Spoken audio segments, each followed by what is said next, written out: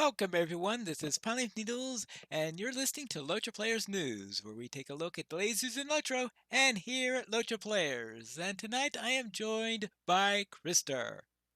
Hello. Hello there, Krister. It looks like tonight is just the two of us. Just the two of us. Well, let's see what we can do because we have a lot to cover. Because this week we had the release of Update 31, The Fate of Gundabad. And I assume you've been frolicking a bit. I've been frolicking a bit, and we'll, of course, discuss some of that later on. But we'll begin with what's in the official release notes as opposed to all those beta release notes we've been reading earlier, where Prince Durin and his allies have regrouped to prepare their final offensive on Goonabot to reclaim their ancestral home from corruption by the orcs, hobgoblins, and Agbrim who lurk within.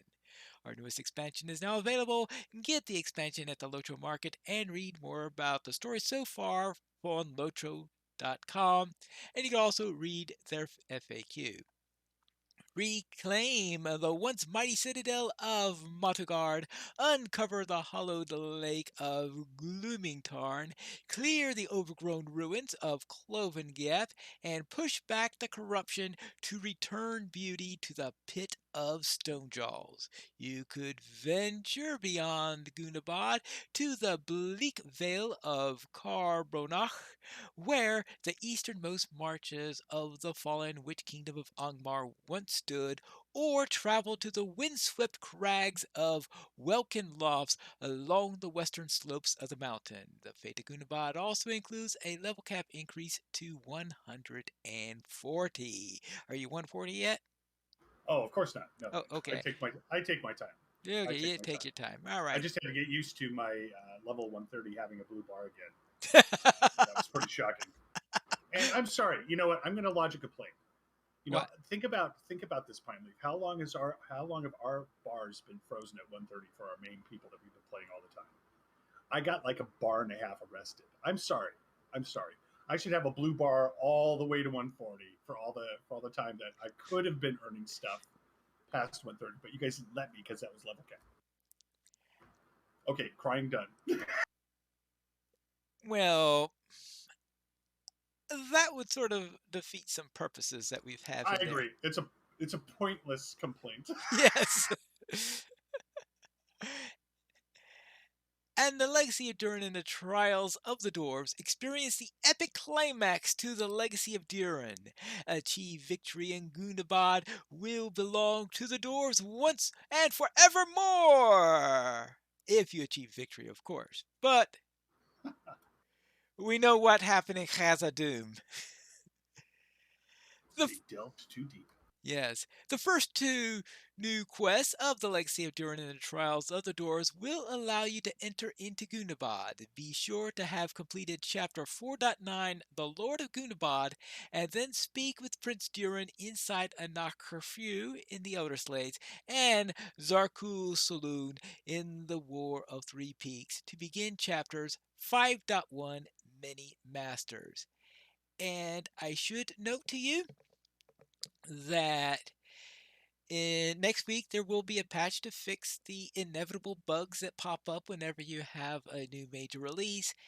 And when they're doing that, they are also planning to add another on ramp because there were a lot of complaints about 5.1 not being an on ramp, and Stone Games has decided that they will add a new on ramp at 5.1.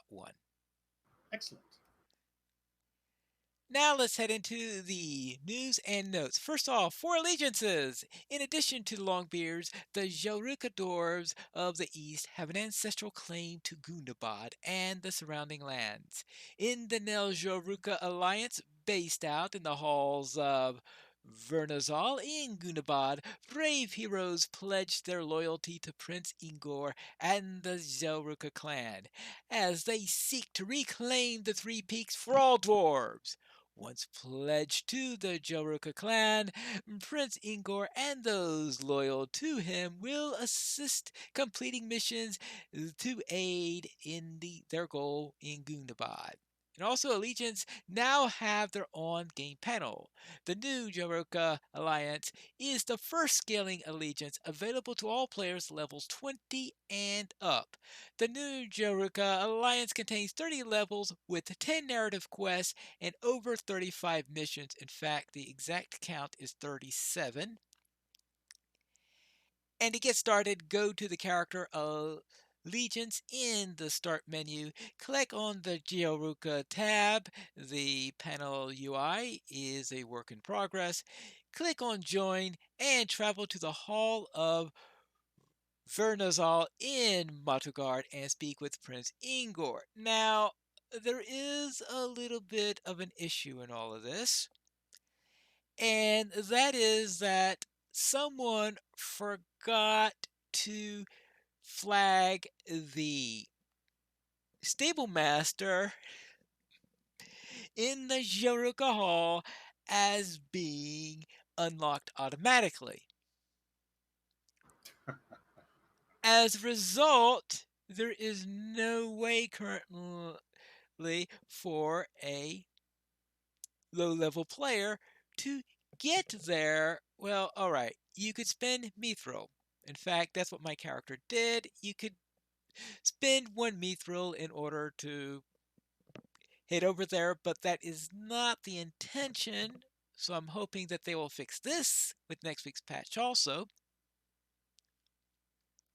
Because if you are low on Mithril or don't want to spend a Mithril for it just for the principle of it, then you'll probably have to wait until they save it. But the intention there is that anyone who could use the stable masters related to missions should be able to go over there. Now, of course, once you speak with the stable master there, you'll be able to get there pretty easily. And of course, if you join the allegiance and do their first quest, the quest reward for that is of course a map to the hall because it's an allegiance hall, and allegiance halls there's always a map that you earn at the end of the first quest. So that's something to keep in mind. Also, once you have joined the allegiance with the Joruka clan, you will have access to an all new set of missions. As I said, there are 37 of them. After completing the quest Chapter 1, The Rightful Claim for Prince Ingor, you can access these new missions from Scout Masters near the Mission Recruiter Stable Masters in the Hall of Vernazal. There are 6 missions per day, so there's one day of the cycle that has 7 missions instead of 6, and that's why we get 37 missions. And the amount of allegiance points it takes to complete Mordor allegiances has been lowered. This update will not affect any allegiance that is currently underway. This will only affect allegiances that have yet to be joined. And so that's all. That's what we have relating to allegiances and to missions. And I should note that I have been doing missions with a level 55 character. This is the same character that got the Slade Runner title at level 20. So this is my go-to character for doing stuff with missions. In that I did Slade Runner at 20, and when the Trestle Bridge missions came out, I leveled up to 45, and that was the character that I used for running the Wildwood, so that I'll be able to do that plus do the missions that were there. Now, for classes! Brawlers can now use Madam Hunter's armor selection packages to select a level appropriate piece of heavy armor. What did it do? Did it try to give them the wrong type of armor? I don't know. I'm curious about this now. If or maybe it didn't give them a heavy armor selection, which would be Well, yeah, but usually it always gives you the type that your character is that's associated with your class. So What the it always gives you, Pine Leaf, is a very ugly cosmetic piece. well, yeah, I had to admit that Metal Armor isn't exactly the first choice for cosmetics and armoring. Yeah, I'm not a fan. I'm not a fan of it at all. Yes. The brawler toggle skills, aggressive posture and defensive posture, should no longer be cancelled when the brawler is stunned. The burglar's bob and weave and relish battle heals now scale with the burglar's maximum health. Some adjustments have been made for a few champion skill proc effects behind the scenes to make them less lag inducing. No changes have been made to the benefits of the skills themselves. Though I suppose if they're less lag inducing, that maybe the champion could be more effective in actually getting them off. That might be. Right? Hunter reduced quick shot skill damage back to where it was before the legendary item changes for update 30.3. Hey, I just got to tell you a Pine Leaf on that one. One of our superb hunters in our kit proclaimed yesterday, I actually have to shoot things twice now. So he, so he, it wasn't an outright complaint, but it was just a realization that now he just couldn't always kill things outright. There might be a second arrow involved. well, I think that's why they changed it then, because if quick shot So. is one-shotting huge numbers of monsters, then it would have been a bit OP then. The Hunter's Precision Stance critical magnification bonus has been reduced from 45% to 20%.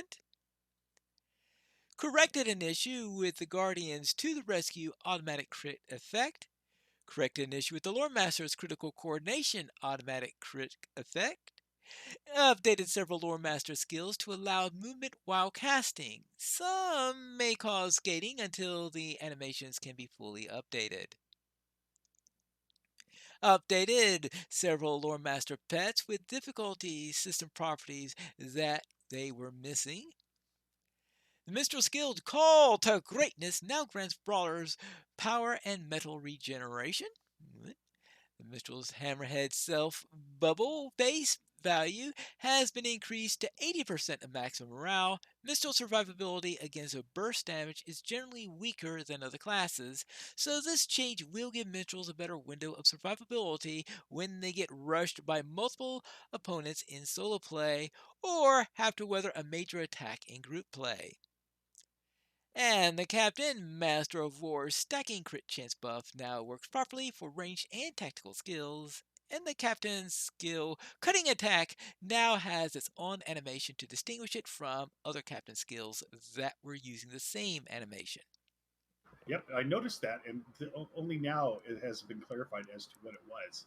But I thought I hadn't used a halberd in years, and so when we redid our LIs, I went ahead and got a halberd again, and so I just figured it was a halberd weapons animation that I hadn't seen before. But it was well, it technically was, but it was a brand new one too, so that's really good. Alright, then let's get into crafting. Apprentice cooks can now prepare a number of different fish into fish fillets, which are used in Gundabad crafting. I have not had a chance to check any of the cooking recipes yet, which I should do soon since all of my characters that have gotten to Gundabad are cooks.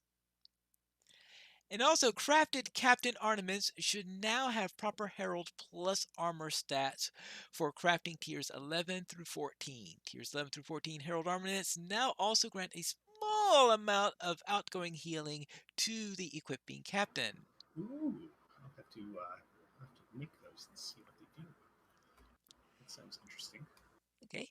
And as for deeds, the Halls of Night Deed, Raising Spirits, no longer requires minimum level 65 and can now be completed on legendary worlds as long as your character is at the current level cap. So in other words, you either have to be 65 or at the current level cap, I guess is what they mean. And the brawler skills Helm Crusher and Mighty Upheaval now count towards completion of the deed Crowd Control. As for items, item experience runes have been added to many non-repeatable Gunabad quests and other rewards temporarily since the new reward track is not yet available. This will make sure that players do not lose their quest awards item experience. So this then is for item experience runes, then is what they're talking about that we'll be getting there. All right. Yep. And also, legendary items can now be reforged to item level 465. And heritage runes and other items that grant item XP now have a minimum usage levels commensurate with the XP that they grant. And vendors no longer offer enhancement runes for embers. And bump the tactical damage bonus on new legendary items by 10% to bring them in line with the bump of the physical damage weapons received earlier. Alright. And level 121 to 130 coffers of Adventurer's Gears have been renamed as Faded Coffers of Adventurer's Gear. Okay. Yeah, there wasn't. I think one of my kinmates was talking about that, but I don't think she had actually opened anything. Take a look at if. Uh, I'm just assuming just because we have the new level, the new March to 140, that they had to differentiate this level now. Alright. Like for instance, if you haven't noticed, we're into the gleaming goose now. That's a far cry from filthy goose, dirty goose. So I mean, goose are very classy in this expansion as well. So. Classy Goose! Classy Goose. What a thing to have. Adventurers steel-bound loot boxes now require level 131 or higher to open, since that's the new highest range. And Adventurers loot box gear for level 131 to 140 characters should now appropriately be item level 450 to 457. Adventurers loot boxes should now occasionally and correctly drop from level 131 to 140 monsters.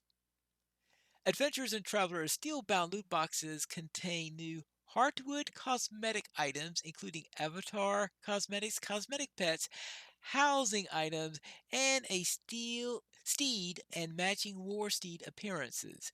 These items also are available on Myrtle Mint for Figments of Splendor. All right.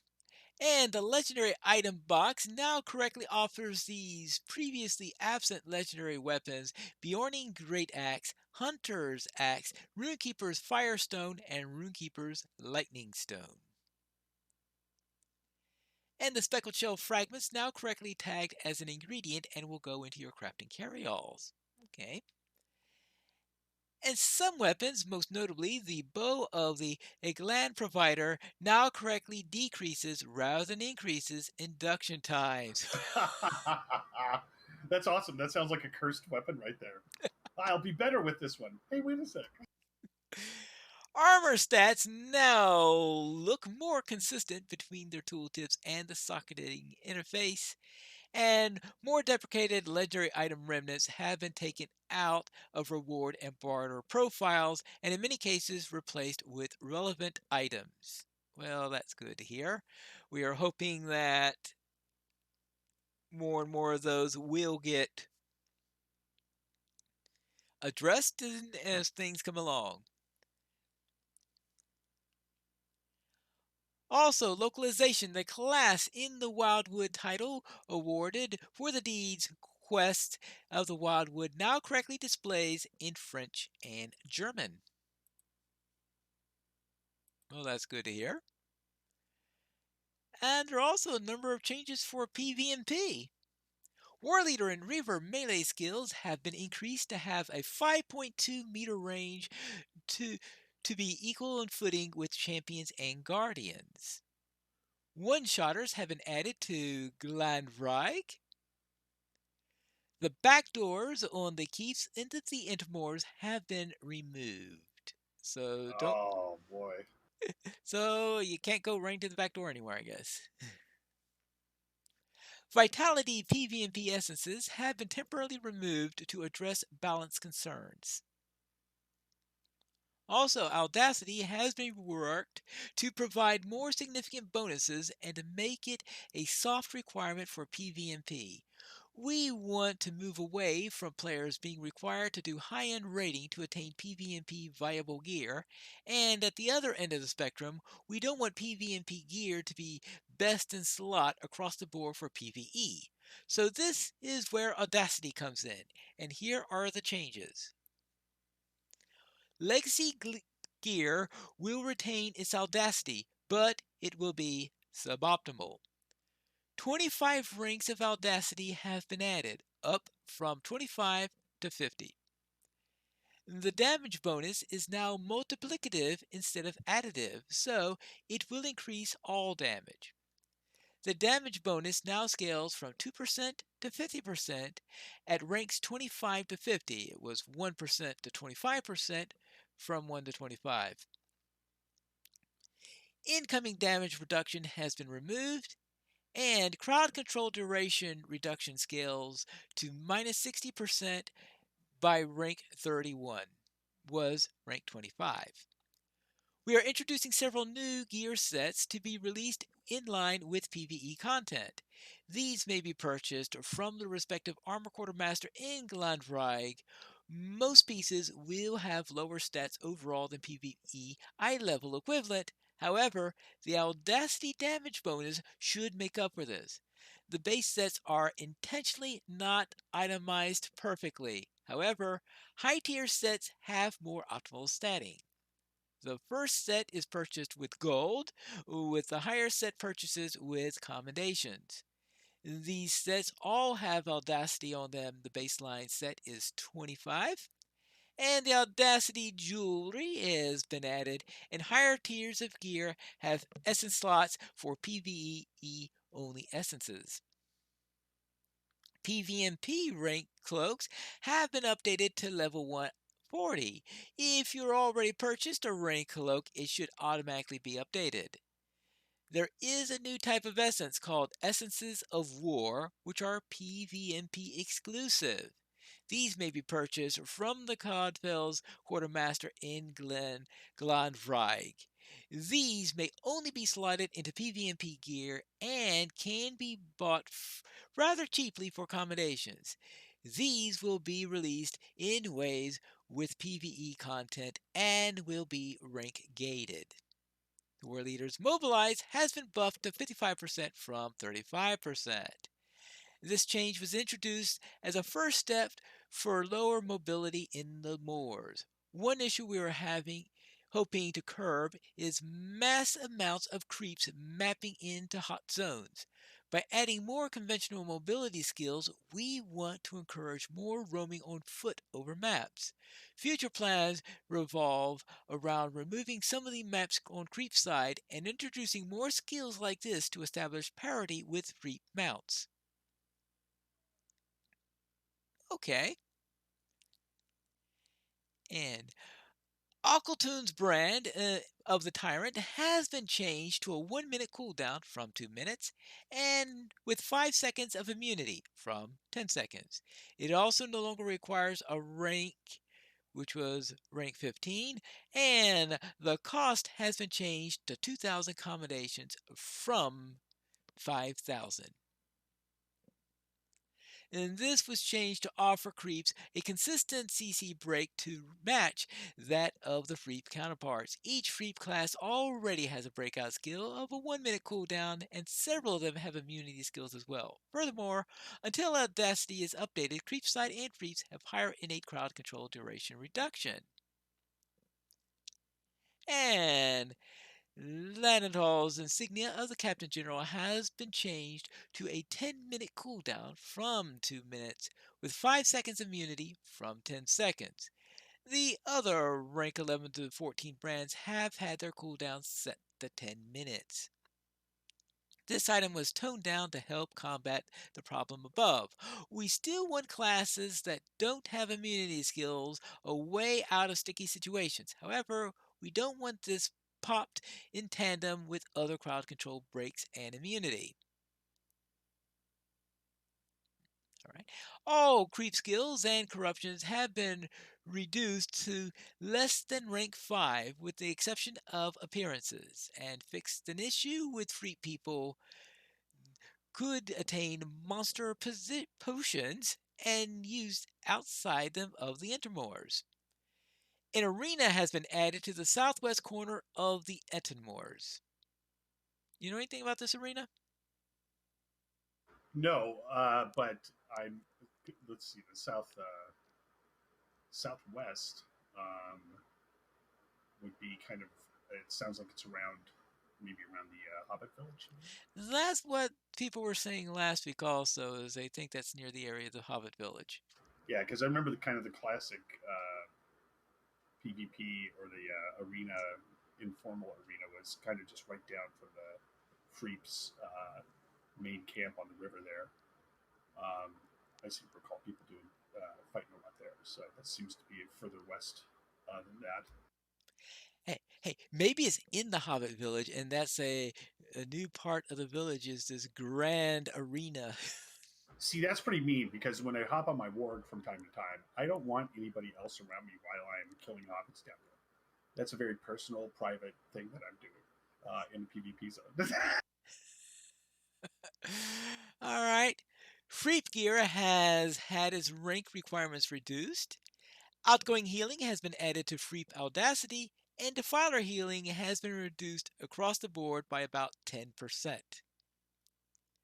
As for quests and adventure areas, cleaned out the quest guide situation for Eorzan, twice imprisoned in the Black Book of Mordor. You can now join up to 15 private encounters per hour, which is an increase from 10. That's something that people have been asking for a while. And you can now add up to 75 entries to your housing permissions panel. Adjusted the name of the Scholars Abode in Erebor for accuracy. The Sentinels Challenge quest in the Battle of Lorien should now always be available and no longer require server activity to unlock. How many years has it been? It's been over a decade, I think, since that quest was first put in. The instances Eyes of Edoras and A Need for Words will now have their correct categories in the quest journal. Starter Third Age legendary items granted in the quest Chapter 9, A Weapon of the Elder Days, can now be destroyed or removed them from your inventory. Well, that might explain why I was able to do that today on one of my characters, since I'd already appraised the thing, so and I've already transferred to it. I didn't want it for cosmetics, so I thought, okay, let's clear out that from my space. Change the names of each chapter of for Further Adventures Bilbo to be more properly sorted in the available quest list. I think they just added numbers at the beginning of them or something like that, probably. I think that's why I heard in the discussion, at least, when they were thinking of something to do. So I'm going to guess it was something like that, so that you'd have 1 through 3, 4, 5, 6, 7, 8, 9, and whatever you put after 9 in order to get it to sort properly. Added a bell ringing sound effect to the bell in Chapter 6, A Mortal Gift Allegiance quest. Mithril travel has been added to some quests in Volume 4, Book 1, where it was not previously available. And adjusted the prerequisites for Volume 5, Book 1, Chapter 1, A Real Adventure, to keep it from bestowing twice. And the rare Great Bad Muzbuk in Azanul Bazaar no longer enters an anti-exploit mode at certain locations. Thank goodness. Hooray. Yes. As for traits, you can now spend up to 98 class trait points. Reaching level 140 will award 1 class trait point. And the external store UI option will now allow you to open the LOTRO store in a separate window in your default system browser. If you are experiencing difficulties using PayPal as a payment option, please try changing this setting to use the external store option. When the in-game store is set so that it uses your system browser, the No button has been updated to cancel to reduce confusion. Also, many of the ratings and gear values in the game have been rounded up to the third significant digit for readability. I guess that means that used to show way too many digits. Yeah, I'm curious about that. And as for known issues, numerous new items from Fate of Gunabad do not yet have their French or German translations. And brawler mounted combat stances currently expire after 9 seconds out of combat. I'm just wondering what was going to be like doing mounted combat on a brawler. I mean, it's not like they have too many ranged skills. Well, that mainly, I think that what it should involve is a lot of trampling with your horse. See. Well, I suppose there is that. And some drakes in missions stepping into the Dreer Spire are missing a summoning animation. Agrim in mission Lay to Rest don't always have death animations or sound effects. The quest Ancient Guide is missing its quest guide. Oh, these are known issues I'm reading right now, so I should note that. Burglar loot tables for monsters from level 131 to 140 currently only have potions. Aklarag in Pit of Stonejaws has some inaccurate minimap data. Champion's Merciful Strike skill is incorrectly benefiting from Fury of Blades tracery. Some parts of Deep's Grave don't line up one to one with the game map. It appears as though you're off the map when you actually are on the map. And Epic, a weapon of the Elder Days, currently offers a champion weapon to Guardians. That's awesome. Now, I am hoping though that it offers at least one Guardian weapon in that list so that Guardians could actually. I'm sorry, sir. This is the only one left. It'd be very hard to equip the weapon if. I can just imagine where are all the Guardians going into the archives in order to get a legendary item. If your inventory overflow is full and you attempt to unslot an individual tracery, the game erroneously lets you. Brawler Battle Fury skill doesn't get the damage bonus when used as maximum metal. The remote bestowed quest in Mirror Chatral completes automatically when the objectives have been met. Despite not having a completion event, you can see your rewards are in the chat box. Okay. The remote bestowed quest completes automatically when the objectives are met. Oh, but it doesn't have a completion event to tell you about it, I guess. Mithra travel takes you to an area you need to map out of the quest, the flight of Grumachat. Sounds like a tourist trap. Mithril Mithril travel takes you to an area you need to map. Oh, right. And as for missions, defeating fell spirits is not advancing the Slayer deed in the mission Lay to Rest. And the mission reward chest is not spawning at the end of the mission Raging Frost. Ooh, that's. I imagine that makes people frustrated. Well, interesting because I try to think on Raging Frost because I was doing Raging Frost, I think was one of today's selections. And that might be the one where I think I was so lost that I decided to pour it out anyway. and just forego getting the chest. So it looks like if the chest isn't there, it's a good choice of one to pour it out of. Because I had completely forgotten about that. Because what happens is that in that particular one, the Grims in that particular quest respawn, unlike most mobs inside missions. Oh, okay. And they have to do that because of the nature of the mission. You need the mob in order to activate something in order to complete it. So if the mobs didn't regenerate, it would be possible to be in an incompletable state. So, so That's pretty therefore, interesting. so therefore, the mobs respawn, and because the mobs respawned, I decided I wasn't going to try to find the entrance going through all those frost grims. Yeah, I would. Yeah, that would be a poured out point for me as well. I give up. Yeah, you give up, just pour it out, forget about the chest, which turns out isn't spawning anyway. That would be even so. That would be so frustrating to have searched for it. You know. Yes. And that's it for the release notes for The Fate of Gundabad. I just hope that next week, when we do have patch 30.0.1, that I'll be reading some of these things that are now listed as known issues as things that are fixed.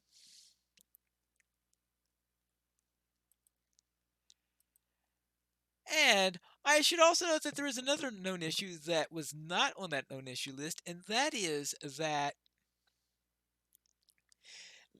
actually, I think I mentioned that already, that low-level entry into Goonabot Allegiance Hall. I think I did mention it during the course of the whole thing, and that is that if you need to get into the Allegiance Hall, the Goonabot Allegiance Hall, you won't be able to do it at a low level unless you spend Mithril at the moment, because unfortunately the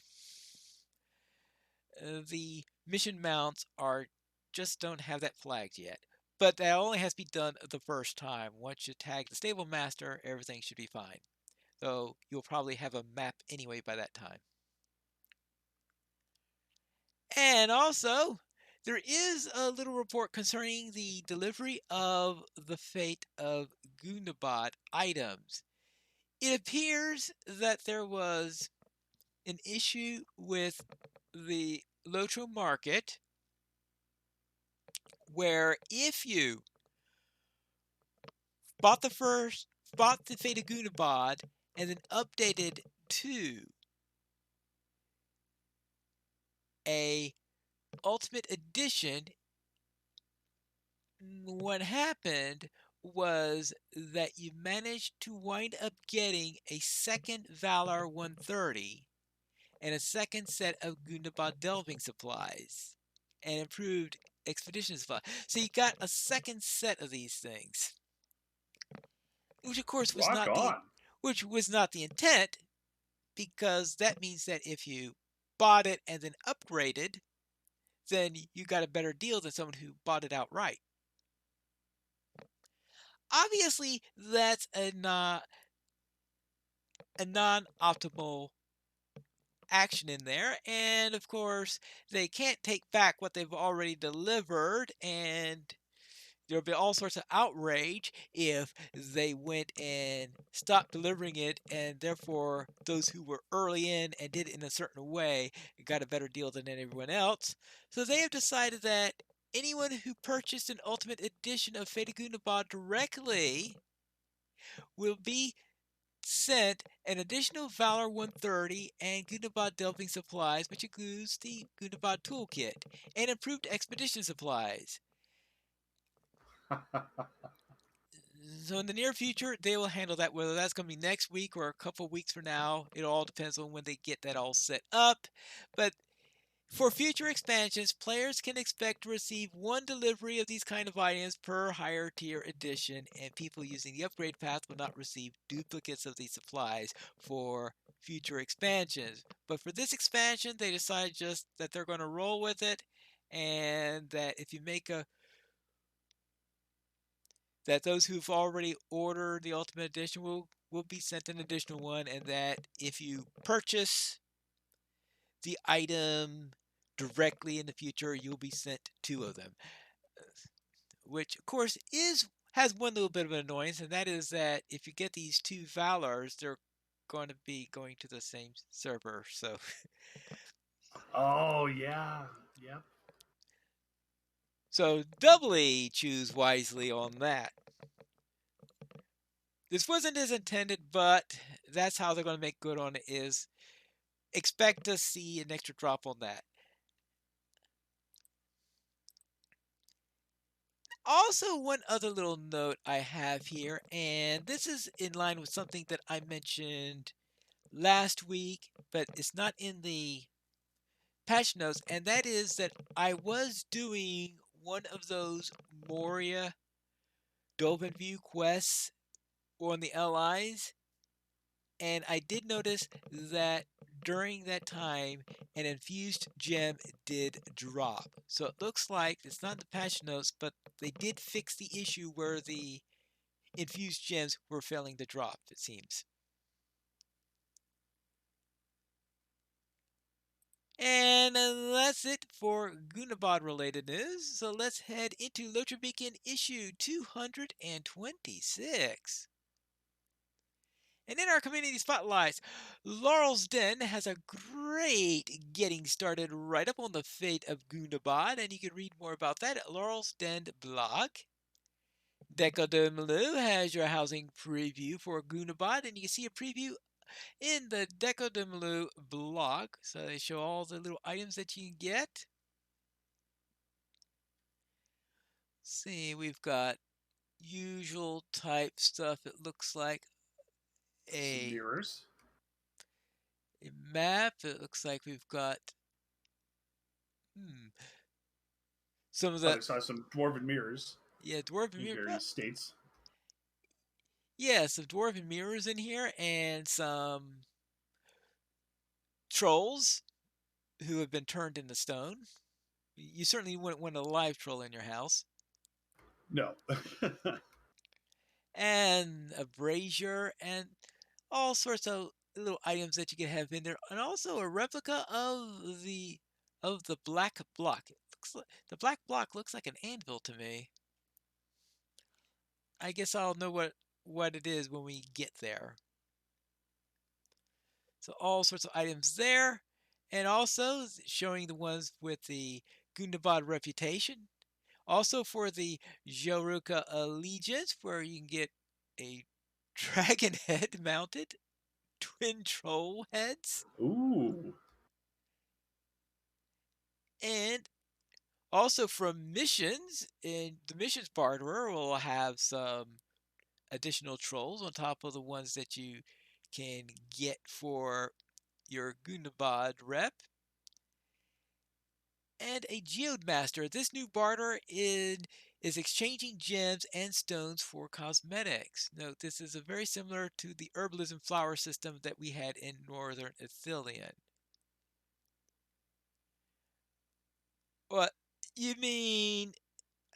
They have a pseudo herbalism, And it involves geodism. rocks. Yeah, yeah, geodism. All right, and Myrtle. They also show the latest things from Myrtle Mint. Apparently, she has a few new rugs, and from the Ultimate Fan Edition. Oh, and they also have a picture of a light from Goonabad, which is a real nice crystalline light. This is, I believe, the Goonabad equivalent to the Mordor door. Awesome. So a little light to guide your way over to Gundabad. And I believe that the light that they have in there currently is only usable if you have completed 5.2. There are some complaints about that. So they may decide to update it and remove that requirement in a future update, but I haven't heard any official word on that one yet. So let's get back to the beacon then. The companions of Belegair are a new German language podcast talking about LOTRO. You can find the podcast on Spotify, and you can learn more about the podcast on their Twitter feed. And the Hobbity Yule Calendar is looking for your Yule creatures. Read more about how to help and how to get this holiday themed LOTRO calendar on the Grand Order of the Lost Madam blog. And it's time to vote for the winners of the X5 Creators Contest by Deco de Malou, and you can read more and vote over on their blog. And on the concert calendar, band signups are now underway for Winterfest. You can read more about this big annual concert event on the Krick music page. And Arda presents a night of Russian heavy metal on Laurelin, and you can read more about information on this November 27th and 28th concert on Twitter. And now comes our weekly comment. Who else needs to be in allegiance? Oh, the Bounders. The Bounders? A Bounder's allegiance. How about the Matham Society? See? Well, the Matham Society is already a rep area. And remember, we already have an allegiance for hobbits, and that was the Hobbit Hall where we helped Merry and Pippin. I guess. So we need a way in which to not clash with that if we have one. Like, for example, the Hobbits of the South Farthing. You know, the mysterious South Farthing that we've not yet... Oh! An allegiance for the River Hobbits! Oh, there you go. Yes, the River Hobbits. Yeah, we need an allegiance for them.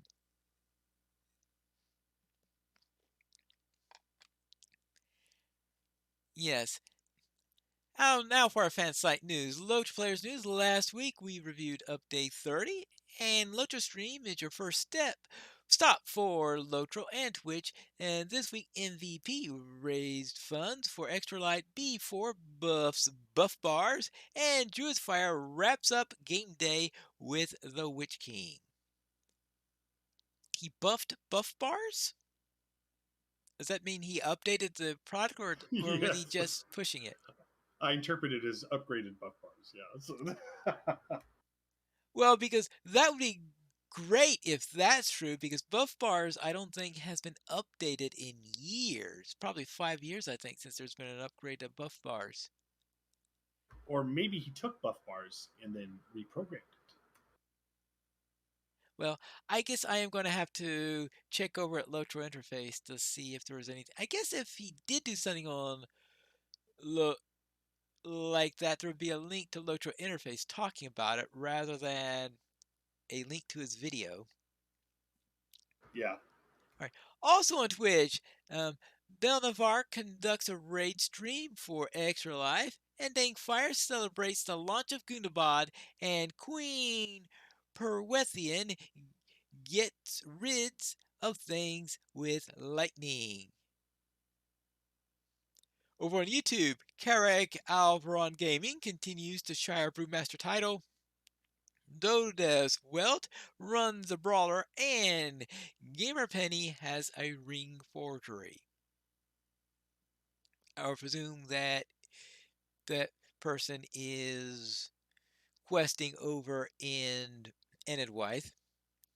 I imagine that they thought they bought the one ring, but when they got home, they looked at it, and instead of one being spelled ONE, it was spelled WUN. Ah, okay. Or actually, I guess I guess that's an Eregion before you get into Enidwythe, but that quest line. Sip writes about hobbits and harvesting. You can read more about that in the BioBreak blog. And Contains Moderate Peril has written up some benefits of going VIP for a month.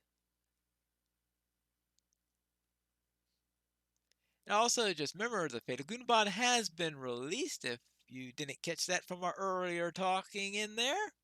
And they have released a new trailer for the Fate of Gundabad, and they have released it in English, French, and German. And our screenshot of the week. This screenshot of the week captures a role-playing expedition to Fort Hell in search of the Lost Dwarf by Laurelyn's Blue Mountain Regiment.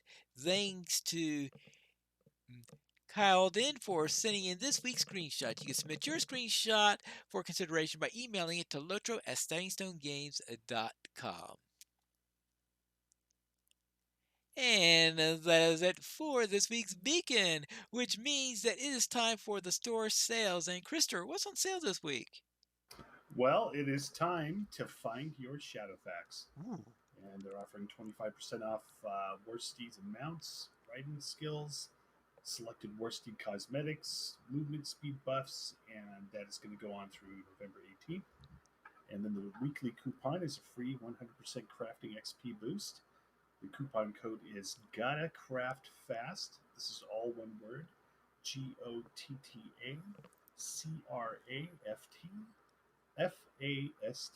and once again, that is through November 18th as well.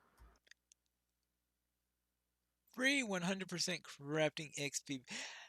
Oh, crafting XP boost. Oh, yes, that's why that you could level up your crafting quickly. Okay, I guess that can be Time to useful. craft. Well, it doesn't make you craft fast, it makes you get XP fast. That's true. The only reliable fast crafting is to be a VIP and get your jug. Oh, yes, that is definitely fast. I will agree with you on that score. Now, I do wonder though about all this Warsteed stuff at a point when Warsteeds are at their least optimal, considering that anyone getting a Warsteed right now is not going to have a usable bridle. Right. Yeah. They Yeah. need, And that's yeah, you were about to say the exact same thing I was going to say. So they yeah. need What to was address them. They need to address it. They need to bring the war steeds into the modern era and give them actual morale, so the heavy war steed doesn't die when it hits a splinter in a high level area. well, there is that also. Yeah, maybe give some good scaling to the Warsteeds so that it properly scales to your level, maybe. And the other thing is maybe having a non-legendary bridle. I mean, forget about bridles being brought into the legendary items system, into the modern legendary item system. How about just having a non-legendary bridle that you don't have to worry about, since it's only optimally usable during the Rohan area anyway? If you had a bridle that gave a percentage bonus instead of pluses and stuff like that. What makes a bridal legendary, anyways? Yeah, that's the thing. Is what makes a bridal legendary? It just sounds such a This quirky one thing tastes to like get at. cinnamon. This one's signed by Frodo. Signed by Frodo. Right. Let's go into our week in gaming. Krister, what were you up to? Well, of course, we got a couple kinmates together. We haven't been able to put a raid together recently, but we are able to put a six-man group together pretty consistently. So we got our group together. A couple people had done some of the opening stuff for Gundabad, and we all kind of got caught up together. And then we went out and roamed around Gundabad for a bit. And I have to say that Gundabad is Gundagood. I really enjoy it. I liked Moria. Just I know a lot of people were frustrated about how gloomy and grim it was there for at least its first iteration. But I enjoyed it, and so Gundabad feels kind of light and airy, I guess, in comparison to Moria. But I love how it looks. The quests have been fun.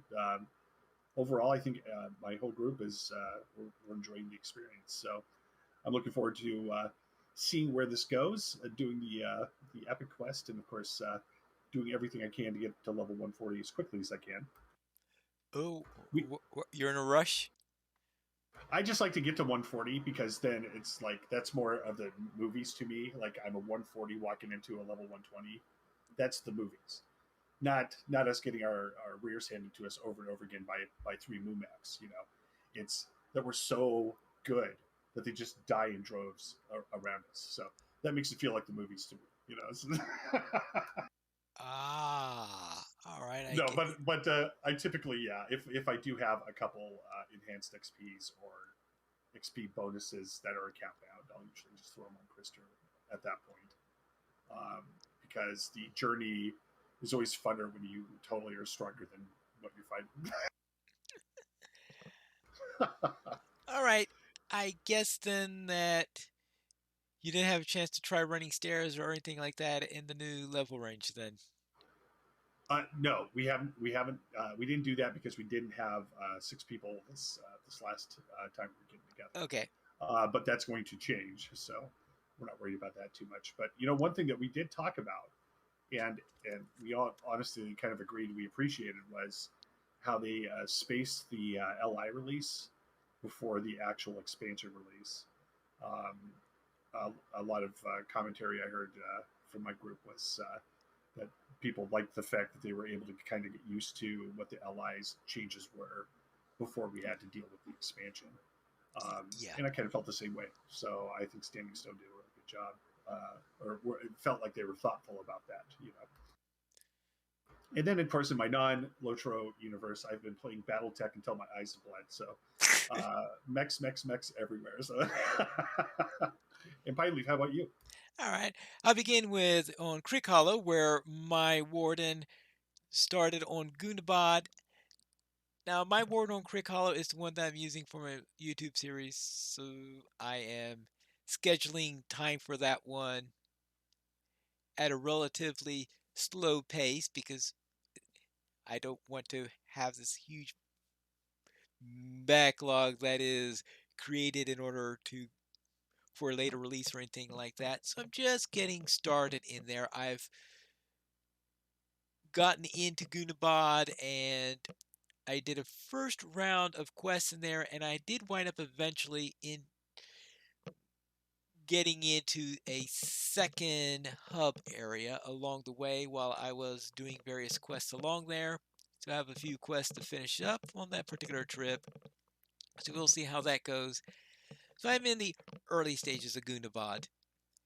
And on Arkenstone, my warden there did not have the legacy of Durandon because this is the character that benefited from my Valar. So since I benefited from the Valor in there,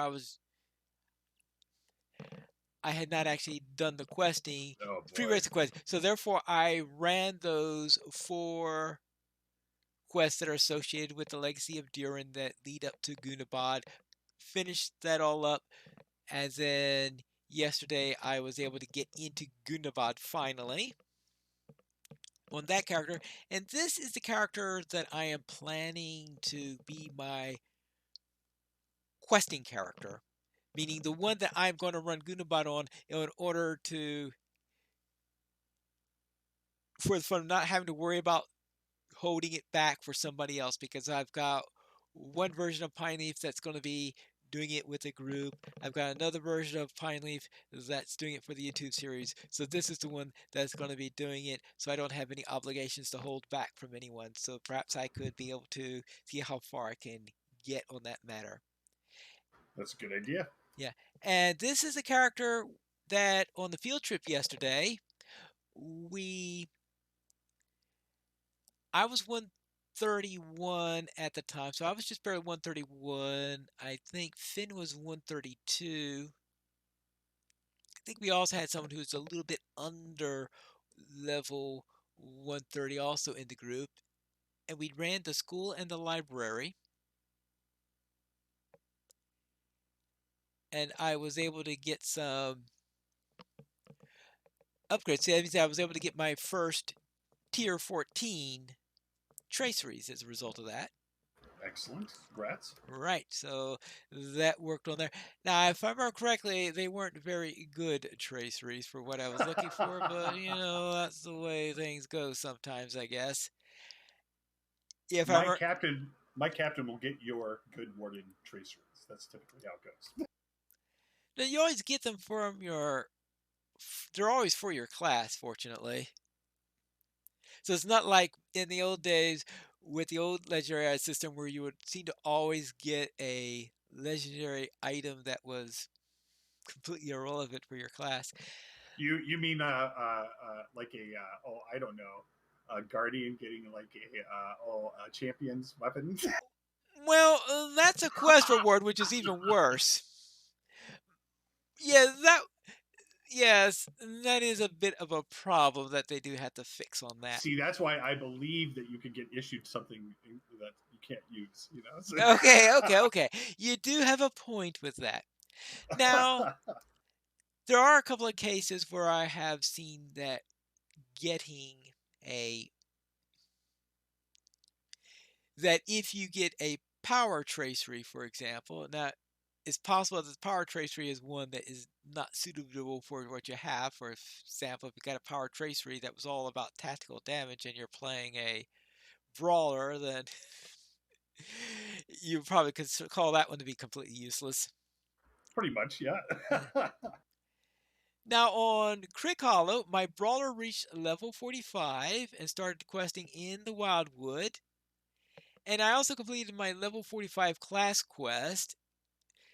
And that's because the level 45 class quest for the brawlers is set in the Wildwood. And of course, the second and third parts, you could just go to a skirmish camp anyway. So, so I followed the Pine Leaf tradition of finishing that up via skirmish camp because I'm certainly not going into Karn Doom while soloing a character. But you're a And brawler. You could take it on, couldn't you? You just keep punching stuff until you get through. mhm. I also completed I also completed 2 of the 3 page sets, so I have only a few more pages left before I'll be all finished with my pages. So that's and it's nice that the Wildwood that just about any mob could drop a page. Yeah, that's great. Yes, you kill a wasp? Yeah, it drops a page. How a wasp drops a page? I have no idea, but it somehow manages to do so. And over on Landreval, we I was also just getting started on Landreval. I was hoping to play my brawler on Landreval because I had reached Mirkwood. So I thought, okay, this would be a nice time in which to be able to bring in my brawler, nice level in there, but we didn't really have enough 60s in there, so I wound up switching over to my warden. I was running my warden in there, and my warden didn't do. I was curious, shall we say, to see what it would be like to run the stairs at level 131. In our group, we had a 132, a 131, and 4 130s. Oh boy. Okay, so I'm curious about Right. how the 130s would have fared. And our first attempt at the first boss did not go very well. We tried it again and we finished it and completed the first boss. Everything went well. We didn't do too well on the rewards because we were not aligned to it because it was a 131 quest. We were only 130, so we didn't get any enhancement runes for that one.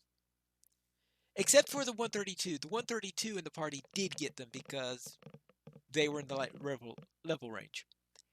So we went to the second boss.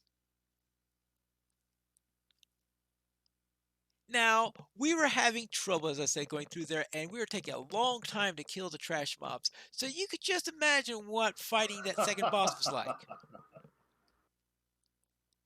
That's the true test of that instance. I mean, And I found out that no, we were not ready to do this at 131. There was just too much of a difficulty jump in there. So we decided let's rerun it at 130. We ripped apart the first boss. Of course, there was no chest reward because we used up our chest reward slot for the 131 run. Then we went against the second boss, and a little bit tougher, but I would say that definitely compared to that previous attempt we had, there was really no. I don't think anyone. So we might have had one death in there, but outside of that, we got through the second boss without too much trouble. As little trouble as you could expect from the second boss. Then we went to the main boss in there, and yeah, if you get by the Mr. Freeze, then the Yeah, final it's boss is downhill usually from down. there. Yeah, it's downhill from there. So we had absolutely no trouble in there, and everything was fine. I was hoping to try a solo run of the stairs with my Arkenstone one and see what that was like in there. Unfortunately, this is the one that did not quest in the war zone except to do the